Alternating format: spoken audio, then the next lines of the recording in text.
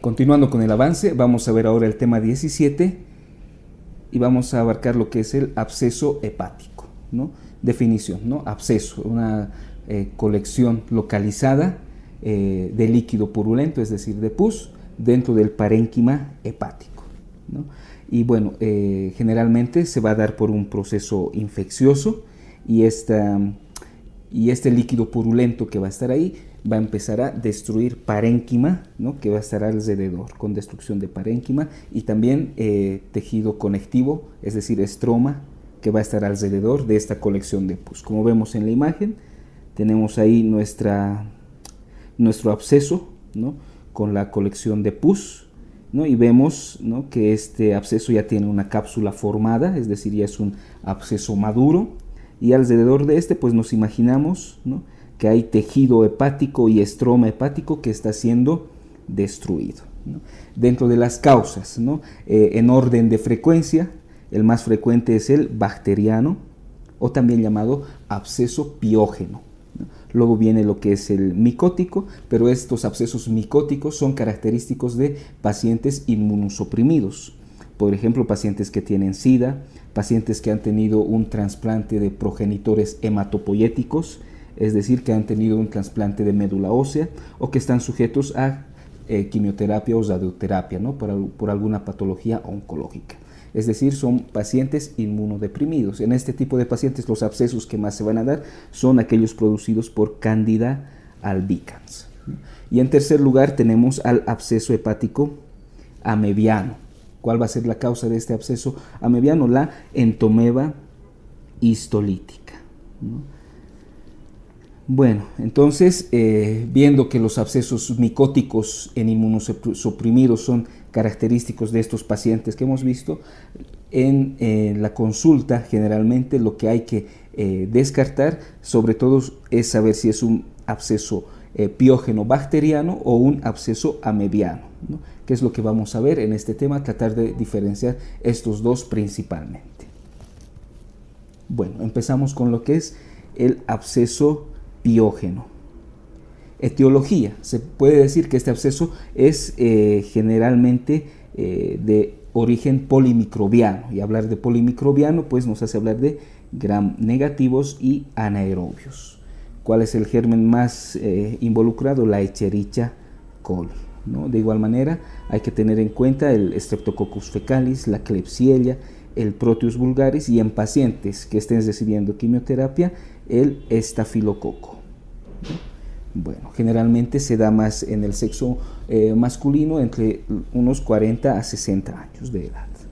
Fisiopatológicamente hay 5 vías, ¿no? fisiopatológicas que pueden originar un absceso piógeno.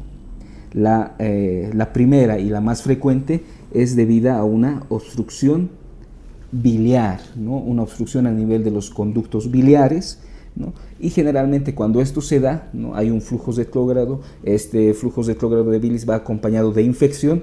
Generalmente se van a poder observar abscesos múltiples, ¿no? Abscesos múltiples que puede abarcar a ambos lóbulos, ¿no? Generalmente. Luego tenemos otro mecanismo que es la diseminación por vía portal, ¿no?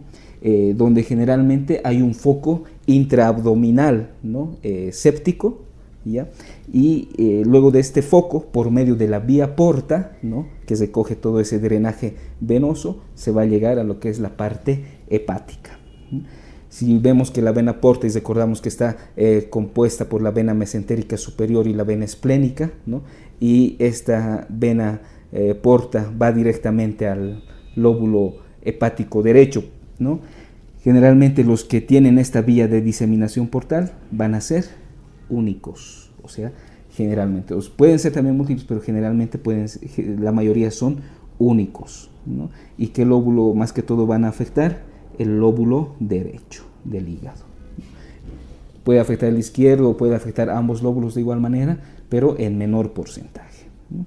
Bueno, luego tenemos estos dos, los principales, ¿no? Obstrucción de la vía biliar y la diseminación portal, ¿no? Bueno, y también tenemos una diseminación sistémica, generalmente en relación con septicemias por endocarditis, septicemias por neumonía, osteomielitis, algunos procedimientos dentales, ¿no? Y en esta diseminación sistémica, pues se va a afectar más que todo una arteria. Y si estamos hablando de hígado, va a ser la arteria hepática, ¿no? Y el foco, los mencionados anteriormente. Vamos a ver una extensión directa, una afección directa hepática, generalmente por contigüidad, y en relación con qué patología sería, algo que comprometa, qué sé yo, el diafragma o la vesícula biliar, ¿no? Por ejemplo, tenemos ahí una colecistitis aguda, ¿no? Los abscesos subfrénicos o perifrénicos, es decir, por debajo del diafragma o alrededor del diafragma. Y el otro mecanismo está relacionado con los traumatismos, ¿no? Pueden ser traumatismos contusos o penetrantes, ¿no? O traumatismos en algunos procedimientos quirúrgicos, ¿no? A nivel del hígado, ¿no? Por ejemplo, tenemos la embolización y la ablación por radiofrecuencia, ¿no? Que son algunos procedimientos que se hacen para disminuir las metástasis, por ejemplo, ¿no? O algún tipo de tumor, ¿no? Como el hepatocarcinoma. Entonces, al realizar esos procedimientos se puede dañar el mismo parénquima hepático, luego este se infectará y producirá algún tipo de absceso piógeno, ¿no? Pero de cualquier manera, recordemos la obstrucción biliar y la diseminación portal como los principales. Y de estos dos, la obstrucción biliar, que nos da generalmente abscesos piógenos múltiples. De cualquier manera, ¿no? Habiendo visto estos mecanismos fisiopatológicos, vale decir que aproximadamente un 20%, ¿no? De estos abscesos piógenos son criptogénicos. Y decir criptogénico es lo mismo que decir idiopático. Bueno, y el cuadro clínico, ¿no? Vamos a hablar cómo era el cuadro clínico antes de conocer los antibióticos, en la era preantibiótica, y vamos a ver actualmente cuál es el cuadro clínico que nos da un absceso en hígado.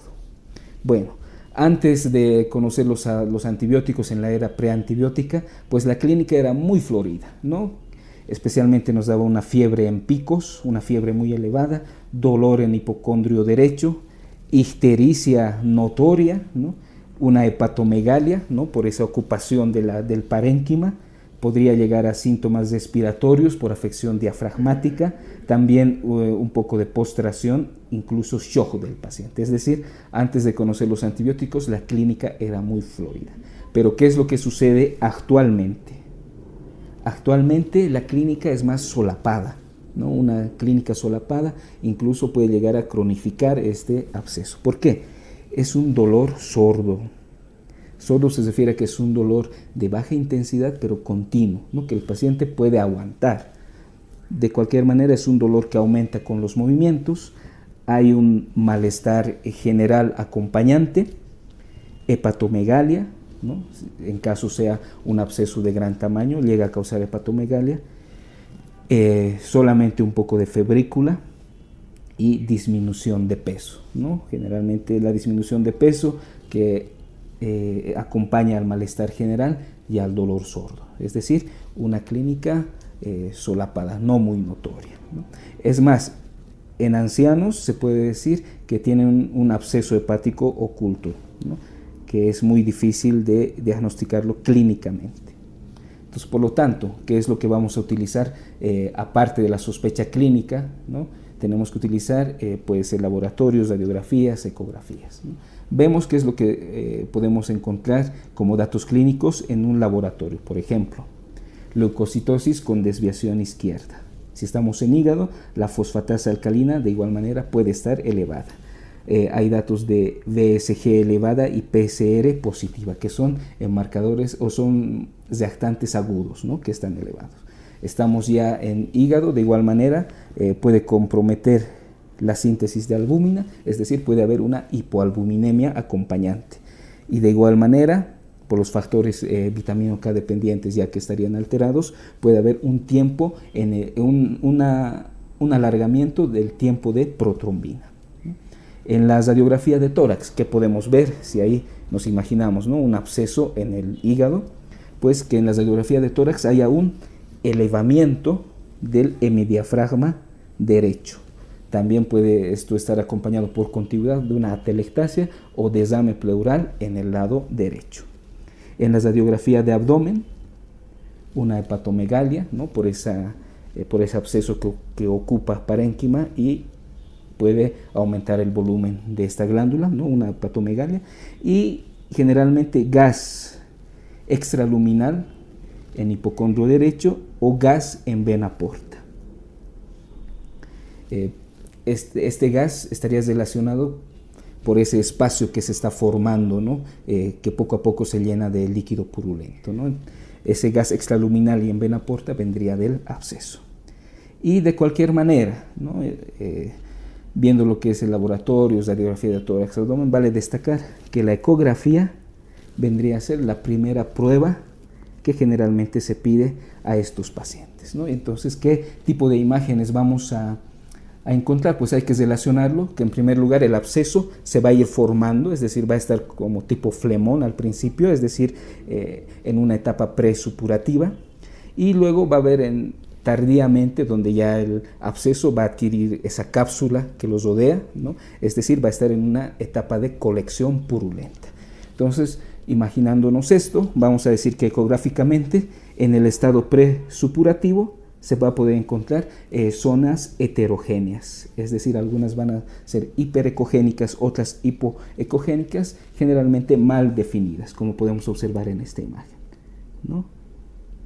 Algunas zonas hipoecogénicas, por ejemplo, y algunas hiperecogénicas. Bueno, y en la fase de colección, ¿qué es lo que se va a encontrar en la ecografía? Una zona central hipoecogénica, ¿no? Rodeados ya de una envoltura periférica hiperecogénica, que vendría a ser la cápsula del absceso. Y como tiene el líquido purulento, pues va a haber un refuerzo posterior, ¿no? Que generalmente se da ecográficamente en todo lo que contiene líquido, ¿no? Y tenemos aquí, vemos el centro hipoecogénico rodeado de la cápsula que es más hiperecogénica, que da su refuerzo posterior, ¿no? Y bueno, a veces puede aparecer incluso ya como una masa sólida, ¿no? Heterogénea o homogénea, ¿no? Pero ya esto en algunos casos. Entonces recordemos que a la ecografía esa parte si está en estadio presupurativo o ya está como colección de un absceso. Bueno, ¿y qué pasa si lo que veo son microburbujas, ¿no? Microburbujas a la ecografía aparecerían como zonas hiperecogénicas con sombra posterior, pues ya pensaríamos en una infección por anaerobios. Bueno, y vamos a mencionar un poco cómo se ven los abscesos micóticos, ¿ya? Generalmente son múltiples, de igual manera unos 2 centímetros de diámetro, ¿no? Y pues bueno, a estos abscesos micóticos aparecen como una zona hiperecogénica, y el centro aún es todavía más hiperecogénico, lo que se llama los abscesos micóticos en ojo de buey o en escarapela, ¿no? Entonces, si nos imaginamos, son abscesos ya hiperecogénicos y el centro aún más hiperecogénico, ¿no? Como una escarapela o como un ojo de buey, los abscesos micóticos. Bueno, la tomografía, similar, un estado presupurativo y otro un estado de colección. Vemos en el estado presupurativo, ¿qué es lo que vamos a ver? Lesiones hipodensas, heterogéneas, generalmente que no realzan al contraste, ¿no? ¿Qué es lo que vemos en esta? Bueno, vamos a ver antes el estadio de colección. De igual manera van a ser lesiones hipodensas, pero que ya van a estar rodeados por una envoltura un poco más gruesa que sí realza con contraste, que es lo que tenemos en la imagen, ¿no? Figuras hipodensas, pero vemos que ya en la parte periférica, ¿no? Ya hay una fina cápsula que los rodea, y esta cápsula, si ponemos contraste a la tomografía, es la que va a captar y va a realzar la imagen. Y bueno, si hay contraste, de igual manera se va a ver una zona hiperdensa en fase arterial, ¿no? Esto más o menos para explicarles, es decir, si nosotros colocamos un contraste y utilizamos TAC, una TAC contrastada, ¿no? El contraste de igual manera va a llegar al tejido por las arterias, ¿no? Por vía arterial. Y por vía venosa Al igual manera como se recoge la sangre, el contraste también va a ser recogido. Por lo tanto, en fase arterial llega sangre y llega contraste. Va a ser captado, va a dar esa imagen contrastada en fase arterial, ¿no? Pero se va a recoger la sangre, entonces va a haber una fase venosa sin contraste, ¿no? A eso se refiere zonas hiperdensas en fase arterial, ¿no? Que de cualquier manera va a ser igual la cápsula la que se va a contrastar en fase arterial. Y lo mismo que decíamos, si hay burbujas de gas o niveles hidroaéreos, tenemos que pensar en una infección por anaerobios. Bueno, ya la resonancia magnética, podemos ver lesiones hipointensas en T1 e hiperintensas en T2, ¿no? Y si usamos contraste, un reforzamiento periférico hiperintenso. Bueno, esto de T1 y T2 es más que todo jugar con esas ondas electromagnéticas que utiliza la resonancia magnética, ¿no? Y el contraste que en algunos momentos lo utiliza, ¿no? Pero creo yo que saber las características de la ecografía y la tomografía son en este momento más importantes. Y el tratamiento, si estamos hablando de un absceso formado por varias bacterias, ¿no? Pues el tratamiento se basa especialmente en el uso de antibióticos por vía intravenosa, ¿no? Generalmente se utiliza un beta-lactámico para cubrir gram positivos, aminoglucósidos para cubrir gram negativos y el metronidazol para cubrir anaerobios, ¿no? Recordemos que el origen es polimicrobiano. ¿Por cuánto tiempo? Mejor unas 2 semanas, 14 días, ¿no? De este tratamiento antibiótico. Es más, después de esos 14 días intravenosos, pues pasamos a lo que es la vía oral por unas 2 semanas más, ¿no?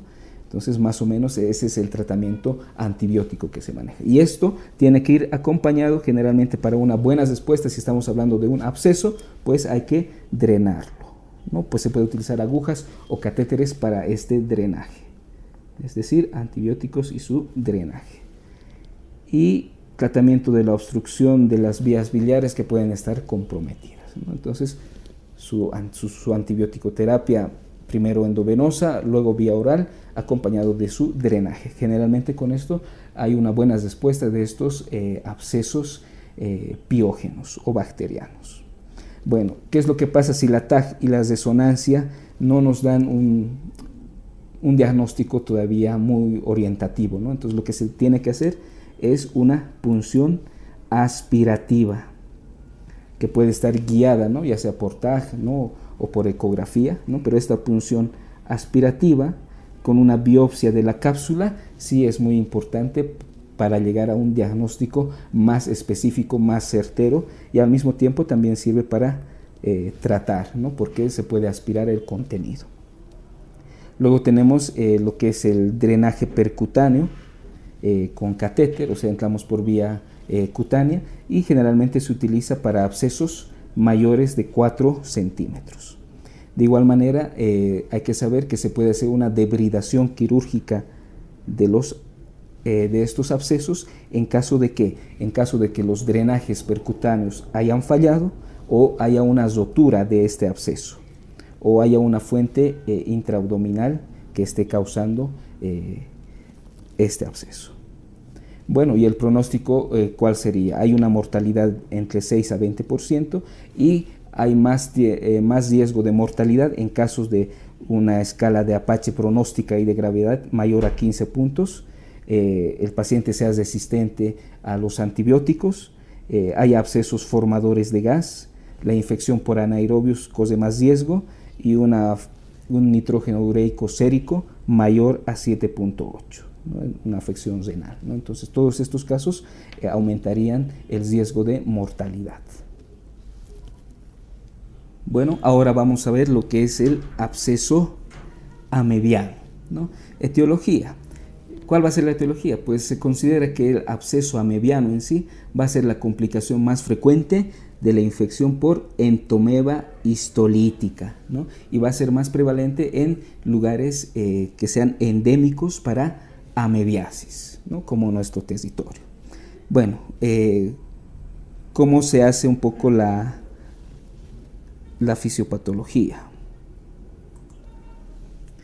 Esto empieza con la ingesta, ¿no? Ya sea de un alimento o agua contaminada, es decir, por vía oral empieza todo esto.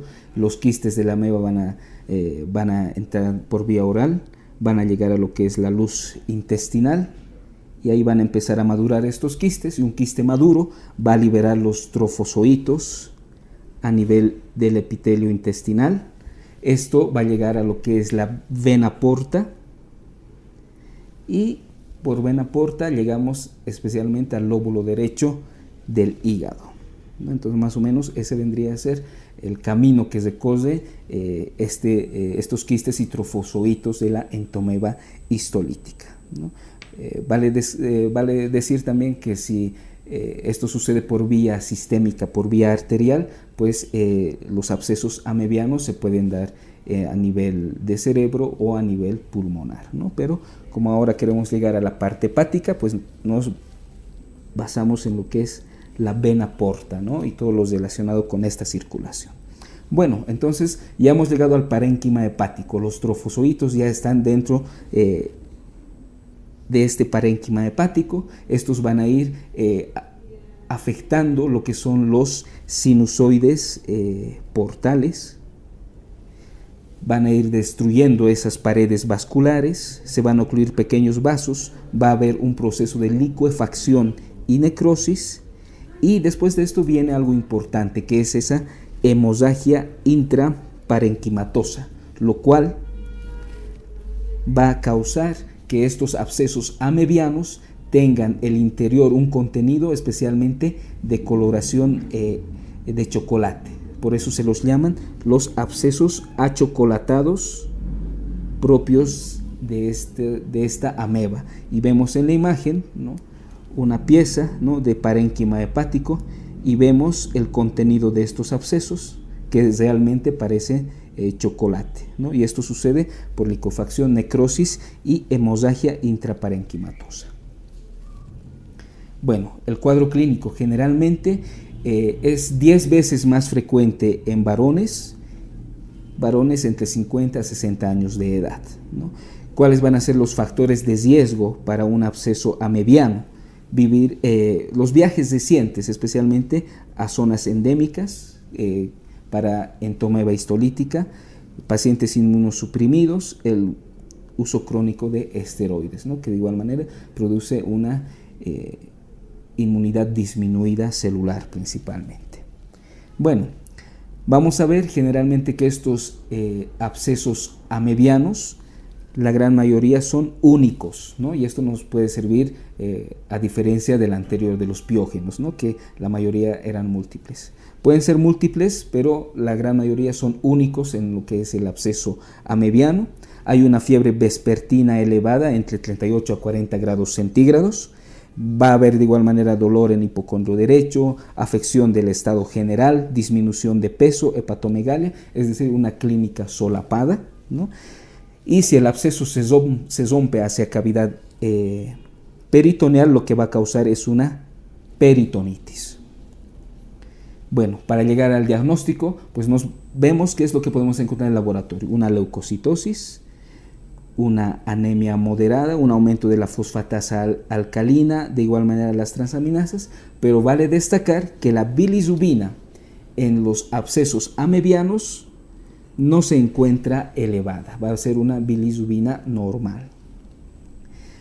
Bueno, un poco cómo nos ayudamos con las serologías, por medio de lo que es pruebas de hemaglutinación, pruebas de ELISA, que generalmente buscan anticuerpos contra esta entomeba histolítica, ¿no? Esto, si salen positivos, especialmente el ELISA, más la clínica acompañante del paciente, ya serían diagnósticos, ¿no?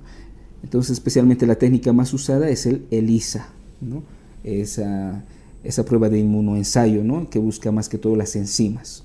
Bueno, vale destacar que en zonas endémicas los resultados o niveles de esta prueba ELISA son positivos y pueden estar elevados por muchos años después de la infección, hasta 10 años después de la infección.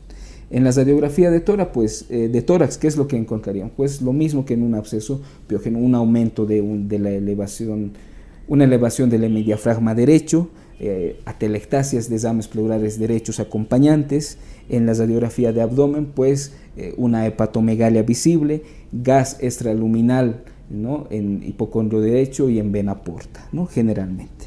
Bueno, y en la ecografía, que de igual manera va a ser el primer estudio imagenológico que se va a hacer, ¿no?, como vemos en la imagen, va a ser una lesión bien delimitada, ¿no?, una lesión bien delimitada, puede ser redondeada u ovalada, como estamos viendo, es hipoecogénica y a veces puede contactar con lo que es la cápsula de Gleason hepática. Puede llegar desde 2 hasta 21 centímetros de diámetro, ¿no? Y vemos que generalmente es única, ¿no?, en la mayoría de los casos, ¿no? Eso ya nos sirve para diferenciarlo con un absceso piógeno. Y en la TAG contrastada, pues de igual manera, se prefiere utilizar esta TAG contrastada porque en etapas tempranas pues nos va a dar casi lo mismo que en una ecografía, ¿no? Pero mejor en casos de rotura usamos TAC, en casos de abscesos pequeños preferimos lo que es la TAC. Como ustedes están viendo, es una lesión redondeada, bien definida, ¿no? La pared puede contrastarse y la zona periférica esta puede estar edematosa. Algunas veces puede tener septos o contenido hemorrágico, pero de igual manera lo que estamos viendo es una imagen única, ¿no?, en lóbulo hepático derecho que está bien delimitada o un margen edematoso. Bueno, y la resonancia magnética más que todo nos sirve para descartar que no sea una neoplasia, ¿no? Y pues bueno, pueden ser hipointensas en T1, hiperintensas en T2, anillos incompletos, edema perilesional en T2, ¿no? Pero prefiero quedarme con lo que es la parte ecográfica y la parte tomográfica, que son más susceptibles a ser preguntadas. Bueno, el tratamiento, si estamos hablando que la entoameba histolítica es la causante, el tratamiento será en base a metronidazol, ¿no?, por vía oral durante unos 10 días aproximadamente. Y ya la respuesta a este tratamiento ya se tiene que observar en el tercer día. Posteriormente a esto se dará un amebicida intraluminal, es decir, una acción más local a nivel intestinal para destruir todo lo que es este parásito, ¿no? Y se puede utilizar paramomicina y iodoquinol, es decir, atacamos con todo a esta entomeba histolítica, ¿no? Primero con metronidazol y luego con amebicidas intraluminales. En pacientes que son resistentes al metronidazol podemos usar nitazoxanida y tinidazol. En caso de rotura del absceso que se dirija a pleura, pericardio o peritoneo, podemos hacer aspiración por una sonda endopleural o con aguja. Cuando hacemos drenajes percutáneos, un drenaje percutáneo a nivel hepático en abscesos mayores de 10 centímetros, ¿no? Nos imaginamos que tengan ya cierto volumen. Abscesos en lóbulo izquierdo de igual manera. Cuando no responde al tratamiento con metronidazol y cuando es difícil establecer una causa, pues preferimos un drenaje percutáneo. Y la cirugía generalmente se utiliza en casos de cuando un absceso amebiano azoto hacia cavidad peritoneal y está dando una peritonitis o una fístula crónica. En esos casos nos vamos a una cirugía mayor.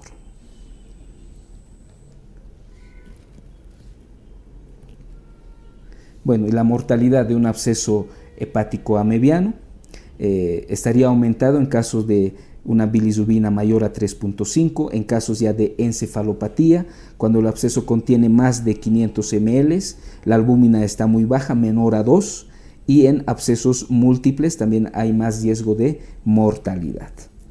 Y bueno, si después de hacer un buen tratamiento, ¿no?, con este metronidazol, amebicidas intraluminales, tal vez si percutáneamente hemos sacado el contenido del absceso que va a ser achocolatado, y lo hacemos un seguimiento radiológico, totalmente va a desaparecer el absceso amebiano controlándolo radiológicamente en unos 9 meses, ¿no?, después de haber hecho un tratamiento completo. Y pues bueno, la muerte de los pacientes generalmente está asociado a rotura de este absceso hacia peritoneo, es decir, peritonitis, y rotura del absceso hacia pericardio, ¿no?, una pericarditis hasta taponamiento. Bueno, y tenemos ahora un cuadro que nos permite diferenciar entre abscesos piógenos y abscesos amebianos. Vemos, por ejemplo, en este lado tenemos la parte de los abscesos piógenos y en esta del absceso amebiano. Bueno, los abscesos, vamos a ir comparando los dos. La edad, ¿no? Los abscesos piógenos suceden en personas mayores a 60 años. Esto por la inmunodepresión fisiológica que existe, ¿no? En los amebianos en personas adultas. Entre varones y mujeres, como estamos viendo, son más frecuentes en varones ambos, pero vale destacar que el amebiano es 10 veces más frecuente, ¿no?, en el varón. Entre si son solitarios o múltiples, ambos pueden ser múltiples o solitarios, pero vean cómo el amebiano es generalmente en mayor frecuencia más solitario que el piógeno. Localización, ambos en lóbulo derecho es lo más frecuente. El antecedente de haber viajado a una zona endémica, ¿no?, especialmente en el absceso amebiano. El estado de diabetes es más frecuente en el piógeno, pues recordemos que los pacientes diabéticos son considerados inmunodeprimidos, por lo tanto más susceptibles a infecciones bacterianas, ¿no? El uso de alcohol en ambos. La ictericia es más frecuente en el absceso piógeno. La bilirrubina elevada, no es muy frecuente esto en la parte de los abscesos amebianos, sí en el piógeno. Fosfatasa alcalina elevada en ambos. Hemocultivo positivo en el absceso piógeno, y por lo tanto la serología para entomeba histolítica positiva en el absceso amebiano, ¿no? Son con los datos que nos pueden guiar para diferenciar, ¿no? Tenemos aquí un cuadro que vemos que estamos sospechando de un absceso hepático. No sabemos aún si es piógeno o amebiano, pues veremos sus laboratorios, la función hepática, una radiografía de tórax, ¿no?, para buscar signos indirectos, y una ecografía hepática, ¿no? Tenemos la sospecha ya imagenológica que apoya a nuestra sospecha clínica, pues es importante sacar una prueba de ELISA, ¿no?, especialmente para descartar una entomeba histolítica. Si va a salir positiva, pues va a ser evidentemente un absceso amebiano y iniciamos tratamiento con metronidazol. Si va a ser negativa, pues buscamos mediante la punción otras etiologías bacterianas, hongos, etcétera, ¿no? Y el tratamiento va a ser más específico. Entonces vean cómo la prueba de ELISA para entomeba histolítica es importante. Bueno, y este vendría a haber sido el resumen para este tema. Espero les sirva para su estudio.